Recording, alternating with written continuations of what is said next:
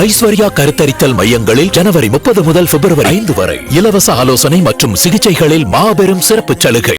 9வது முறையாக மத்திய பட்ஜெட்டை தாக்கல் செய்த நிதியமைச்சர் நிர்மலா சீதாராமன் ஒவ்வொரு முறையும் இந்தியாவின் பாரம்பரிய கைத்தறியை பறைசாற்றும் விதமாக பட்டு சேலைகள் அணிந்து வந்தது கவனம் பெற்றுள்ளது. 2019 ஆந்திராவைச் சேர்ந்த இளஞ்சிவப்பு நிற மங்களகிரி பட்டுப்புடவையை அணிந்திருந்தார். 2020ஆம் ஆண்டு தென்னிந்தியாவின் கைத்தறி பாரம்பரியத்தை பிரதிபலிக்கும் விதமாக தங்க மஞ்சள் நிற பட்டுச்சேலையை அணிந்து வந்தார். 2021 தெலங்கானாவைச் சேர்ந்த போச்சம்பள்ளி இக்கட் சேலையையும் 2022ஆம் ஆண்டில் ஒடிஷாவின் போம்காய் புடவையையும் அணிந்திருந்தார்.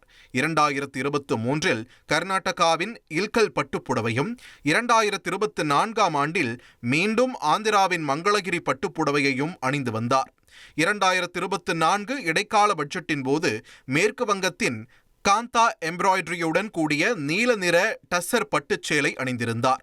2025ஆம் ஆண்டு ஓவிய முக்கியத்துவம் கொண்ட பீகாரைச் சேர்ந்த மதுபானி புடவையை அணிந்து வந்திருந்த நிர்மலா சீதாராமன் இந்த ஆண்டு தமிழகத்தின் பாரம்பரியமான கைத்தறியை பிரதிபலிக்கும் மெஜந்தா மெரூன் நிற காஞ்சிபுர பட்டுச்சேலையை அணிந்திருந்தார்.